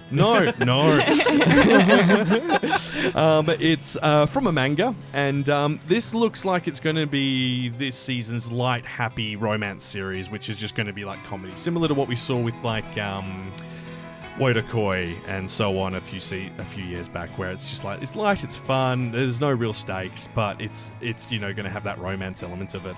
So Igarashi is a hardworking young office lady. She's also incredibly short. Takeda, the senpai above her at work, annoys her constantly, and yet she finds herself growing closer to him. He's built like a giant. So he's like almost 7 foot tall based on how he stands next to other characters, and she's about 4 foot. Well, it's like in Kill la Kill with Gamaguri and then what's her face, the bowl cut chick. Yeah. Like That's the sort of that height difference we're working dynamic. with Yeah. there. Yeah. So every day is filled with comic mishaps and romantic moments as Igarashi tries to balance work, life, and love. Just based on like the trailer we watched the other day, I'll definitely be watching this. Oh, you're a sucker for I'm romance. a sucker for a good romance, especially if it's light and makes you feel good. And I love comedy. I like rom-coms, but not like the Hollywood rom-com films. No, Hollywood rom-coms really just... Oh, they're just so predictable. Yeah. They really are. You can only watch them so many times. Exactly. Like, and you know, I do not want to watch another Adam Sandler rom-com. Like, Are you kidding? God. No. I'm over it. I'm over it. It doesn't have a rating yet, but probably PG, as most of these shows do end up being. Yeah. It's going to be on the Funimation services worldwide, so that's Funimation and Wakanim, and also over on Bilibili and Animax Asia in Asia. So you can check that out. It airs on Sundays at 1 a.m., so that's Saturday night, Sunday morning. Okay. So, don't know how many episodes, though, but it's Dogakobo, so it'll be good. 500. 5,000 episodes. We're going to be at One Piece. Rick and Morty, 1,000 episodes. Let's go. No. Now, we need to talk about one that Kenny was quite keen on, and this is called The Faraway Paladin. I wasn't too sure on it when I saw just the name, and then I read the synopsis and remembered how excited we got about this. Yeah, like I was looking at the name and I was trying to remember it, and then it clicked which one it was, and the trailer looks great for a fantasy. Like, I don't know if you saw this one, Kira I Lee. have not. I think this will be right up your street. Yeah? So, in the ruined city of the dead, far from human civilization, lives a single human child named Will. He is raised by 3 undead: Blood, the heroic skeleton warrior; Mary, the ladylike mummy priestess; and Gus, the crotchety ghost wizard. The 3 of them teach the boy what they know and pour their love into him. One day, the boy begins to wonder, who am I? Will uncovers the mysteries of the undead hidden in this faraway land. He learns of the love and mercy of good gods, as well as the paranoia and madness of evil gods. And once he learns it all, the boy embarks on his path to becoming a paladin. Now, it's very family orientated from the trailer. It is an adventure fantasy, but blood family, it's your found family. Yeah. Is it comedy as well or not? I think it definitely has some comedy elements in it, but it's not listed as like a core comedy. Okay. Yeah. No, I don't think it's a core comedy. Like, by the synopsis, it sounds like a comedy. Like, oh, wacky undead, and he becomes a paladin. Wow. But yeah, it's it definitely has a good balance of everything. But I think it's they say adventure fantasy, but it's very much laying on that supernatural stuff. Yeah. Like, and that's why I'm excited for it, because I think it's just going to be hilarious. Yeah, because I think I saw it when it was first announced to be one of the new anime, and I went and looked at it, and I think I'll like the start of it, but I don't think I'll like the moment he leaves the town. Yeah. You're in it for the undead. Yeah. Oh yeah. I like the mummy. Mummy Mum. It's by Children's Playground Entertainment, another one from them this season. Nice. Saturdays at 10 p.m. It's from a light novel series, so it's going to be interesting on how they adapt it. Crunchyroll, Bilibili, Anyone Asia. This was one of Kenny's picks in particular. He's really excited for it. We know Kenny, he likes his strange, his mystic. His fantasy. Yeah, and I think he might be the same. I think the moment there's no longer that supernatural element, he may not be as invested. So Maybe. I feel like if they're going to introduce those characters, and they did mention them specifically by name, they're going to be around in one sense or another. He might like the camping aspect though as well, when he leaves. When he leaves. Yeah, no, that's true. Kenny is a big fan of comfy camping. Yeah. Who would have thought? But look, that comes out on the Saturday at 10 p.m. I believe the first episode is next Saturday, not this Saturday, but I don't quote me on that. Oh, wait. Yeah, the coming Saturday after this podcast is released. Okay. My maths is completely wrong because I'm forgetting what day is today. Now, it's good we left this to the second part because I can cover it off really quickly. Lupin the Third, Part 6. If you've watched literally any other episode of the podcast, you know what Lupin is. Yes. This, once again, Lupin, every season is self-contained. You don't need to have watched any other Lupin to watch Part 6. Just watch it. It's if you're interested. You don't have to go back and watch part 1. In fact, I'd encourage you not to watch part 1. It's awful. Oh, okay. It's not awful. It's so dated. It's 50 years old now. Well, the thing is there ever a stage where he's forming the crew, like where he has Nope. to? Oh, so he just has them from He has the day-go. crew from day dot. Oh man, like I would Yeah. have loved to see him try to recruit Goemon. The way they've done that is by doing the more mature series, The Woman Named Fujiko Mine. Yeah. And that shows before they formed as a crew. Okay. And each of the first 4 episodes introduces the other 4 characters. So episode 1's Lupin, then there's Ishikawa Goemon, then there's Zenigata, and on and on and on and on. Yeah. So it's really good. Okay. But this one is the reason I'm interested in this one is because he's going to go up against Sherlock Holmes. Oh no. Yeah. Oh no. Yeah.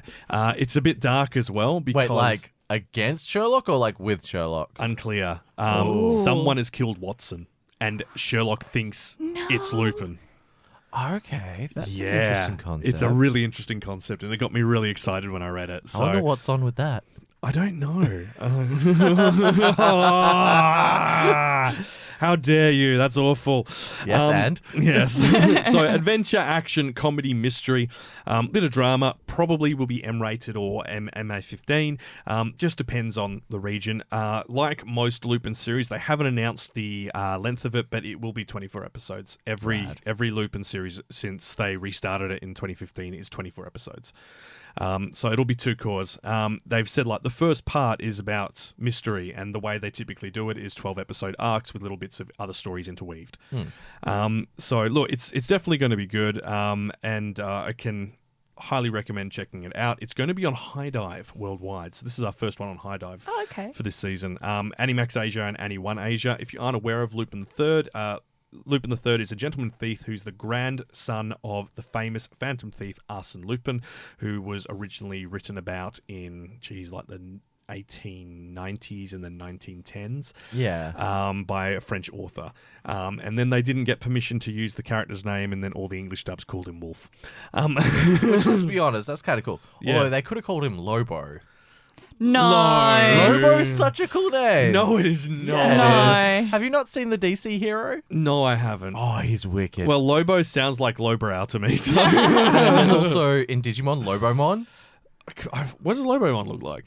He's from Frontier, so he's the human spirit evolution. Okay, I he's the haven't seen wolf that. with 2 lightsabers. Oh, okay, cool. That is kind of cool, but I wouldn't want to call him Lobo, but Lupin as in like wolf is why they went with it. But it's worth checking out. TMS Entertainment, as always, with Lupin, based on a manga, but here's the thing, like, they haven't used anything from the Lupin manga since the original series in 1980. Like, Yeah, no, you just 1970, sorry. Different Well, parts. the creator of Lupin, Monkey Punch, only wrote about, I think, 15 Lupin manga books, like 15 volumes, so a total of about 60 chapters. So I mean, there's that's still a Lupin. decent effort. I know, but there's the original Lupin, and then there's Lupin Sanshi as well, and that's it. And then everything since then has been completely original. And when you know that season 2 of Lupin has over 200 episodes, then it's just like, they well and truly ran out of the content from there a long time ago. Mm-hmm. But look, it's 50th anniversary of Lupin recently, so it's worth, if you've never seen it, it's worth watching. Anyone who listens to the podcast, any of you who listen to the podcast knows I'm a big advocate for Lupin because I think it's a really fantastic show. And you rubbed off on all of us. I have. Like, we all love Monkey Punch and Lupin now. Like, it's... Everyone You're I've forced to watch brainwashing us. it. No, I'm not brainwashing. I'm just introducing you to the superior art of Lupin the Third. Look, if you like heist, if you like films like Ocean's 11 and stuff like that, this is for you. Yeah. But let's move right on from that to talk about Digimon. Back to Digimon. Yes. Okay. Digimon Ghost Game. What is Digimon it? Ghost Game. It's a new series of Digimon. We haven't really been told much. We've got the 3 new starters, like the 3 main characters and their 3 Digimon. Mm-hmm. I'm not sure of what all their names are. I just know that the Triceratops is Gammamon, and then there's a Yeti, and then there's a jellyfish. Oh, so The jellyfish cute. is a really cute girl. Oh. Yeah. And so I believe it's a tie-in with the Digimon Vital Bracelet. Because they do have the Digimon SIM cards available for the Digimon Vital Bracelet with these Digimon in it. Just not with their complete evolution line. Oh, okay. Interesting. So there's no spoilers. That's You actually can't really use the smart. bracelet and find out what it's going to be. Yeah. It's just got all these options. Well, I mean, that's the thing with Digimon as well. It's a branching evolution tree. You can go Which any is direction. the beautiful art to it. I It know a lot is. of people find it overwhelming and complicated, Mm-hmm. but for me, it's the possibilities of your potential and how like slight things can alter your growth and become something new and amazing. I love it. It's so good. Now, Digimon Ghost Game, I actually have a summary here. Oh, There's what actual about information. an automy A what? instead of summary? An all of me? Automy? What's an automy? Well, it's the autumn season. Oh, we're trying to get through this and he's throwing puns in. In the near future, where new technologies have been developed on social networking sites, rumors of a mysterious phenomenon known as hologram ghosts are being circulated. Hiro Amanakawa, a first-year junior high school student, activates a mysterious device called a Digivice, which was left behind by his father. That in itself is questionable because Digivices typically disappear once a person comes of age. Yeah, we were discussing this in our Patreon video, which you should subscribe to and check out. Yes, you should. Allowing him to see unknown creatures called Digimon that are not visible to ordinary people. Now, quick heads up on Digimon Ghost Game. This is a world which is not connected to any of the other Digimon series. This is a brand new beginning. Yes. From the day he meets Gammamon, a mischievous Digimon entrusted to him by his father, i.e. he stole it with his Digidevice, Hiro gets caught up in a variety of strange phenomenon. The sewn lip man who steals humans' time, and the mummy man who wanders around at night and kidnaps people. Oh yeah, that's Clockmon and Mummymon. Yes, they are. So this is going to be really interesting, and I'm quite. It's perfect considering we're going into Halloween. Yes. You couldn't ask for a better time to release Guess this. what my Halloween choice is? Is it Digimon Ghost Game? No. So Toei Animation, as usual, this is a completely original concept. None of these ideas have been used in other Digimon products before. They obviously will now start appearing in other Digimon stuff like the mobile game and stuff like that. Airs on Sundays at 9 a.m. So it's definitely going to be a G-rated series. Oh, sweet. So I get to get a bowl of cereal, sit in front of the TV, my jammies. So, G-rated, PG-rated, depending on local classification. Check the classifications at the time of release. So that's going to be on Crunchyroll worldwide and ADN, so it's Anime Digital Network in Europe. Definitely worth checking out. Are there any monsters on that digital network? There may be a few, actually. All right, now, to wrap up, we're going to go back to the 1980s. I see what you did there. I know that's a bit of an odd choice. Wow, that was awful. Kyle, you're too white. I am so white. We're cutting that in post. No, I'm leaving it in. We need to talk about Mute King, the dancing hero. And Kiralee, what on earth is this? It's like just pure 80s goodness, rapping and just the color scheme. Kyle's not this, don't worry. Don't worry, you won't have to deal with that again. It very much reminds me of Tiger and Bunny. Yeah. I don't know, it just looks like so much fun. Yeah, just all right. lightheartedness. Well, set in a city modeled after San Francisco in the 1980s, the protagonist has transformed into the hero Mute King and is fighting against evil aliens for some reason. Literally, that's what the official synopsis says. Yep. For some reason. There's a reason, not sure what it is. Let's go. Such a cheerful hero will return. I guess this is the return because this was originally a series in the 80s. Sci-fi hero, love comedy, Mute King, the dancing hero. Singing and dancing with pop music. Music? I guess so. It's airing on Sunday nights. Sunday morning at 1:26 a.m. Very specific. So Saturday night, Sunday morning. Don't know how many episodes, but here's what I thought was quite interesting. There's two studios behind it. Tezuka Productions, i.e. Dororo. Oh. Which is named after the original Osamu Tezuka, who invented pretty much the style of anime we know today, and is the studio that continued on in his name. And Tatsunoko Productions, who are also a very old studio who haven't done much recently aside from assisting other studios.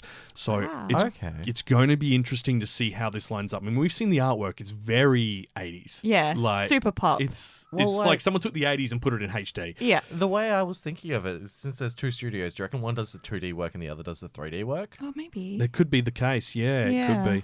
I think there'll be a lot of crossover between them. Maybe instead of having an external studio doing like the in-betweens and the backgrounds, maybe they'll keep it all in-house. Yeah.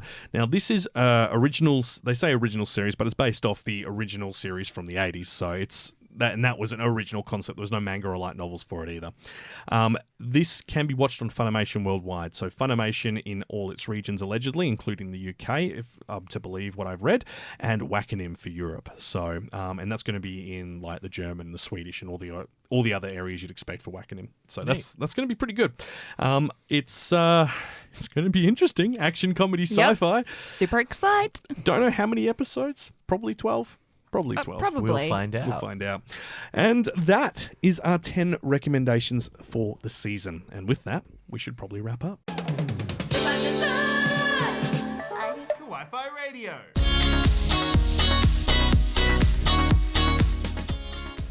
And that is where we will leave things for this episode. Thank you so much for listening and for putting up with our really bad jokes. We realise this has been quite a lengthy episode. Next time, it's almost Halloween. Spoopy. Spoopy? Yeah. Now, that means it's time to talk about some spooky series. What's the topic this year? Well, we've got a few, and we're putting it to our Patreon members this week to lock it in, and we will, well, I guess you'll find out once we do put our upload up in 2 weeks' time. If you have enjoyed what you've heard, hit the subscribe button, join us for future episodes. We have a YouTube edition of the podcast and dedicated videos on our channel, and you can find the links in the episode description. And there will be more videos. There are probably going to be more videos of me and Aaron being silly with food. Yay! Because that's just how this is. That's where this channel's going, apparently. Kyle We're and now going to Aaron. be a food channel. Yeah, that makes perfect sense. If you would like to support that insanity, we have a Patreon you can subscribe to. We share extra content, such as episode outtakes, video extras, and live streams, as we did this week. Yep. For us all reacting directly live to the new trailers and just trying to make sense of it. There's some interesting faces that we made. There are some really interesting faces. I end up with an eye patch, so, you know, I bought it from Daiso as a joke, and then I actually used it for the video. It was perfect. Not because any of us injured him. No, definitely not not. physically, at least. So if you can afford to support us, it would be greatly appreciated. If you do want to join the Kawaii-Fi community, head over to our social media channels. We've got breaking anime news, memes, videos. You can find us on Facebook, Instagram, Twitter, and Discord. And yeah, obviously keep an eye out for more information on Hoshi After Dark, which we're involved in heavily if you're in Perth. The details for that are in the episode description as well. I think that's all we need to cover. Sounds like I it. think we've done it. We're good? We're good? Yeah. Okay, well, you've been listening to Kawaii-Fi Radio. Thank you so much for joining us. And until next time, Watch some anime! No more rapping, Kyle, please.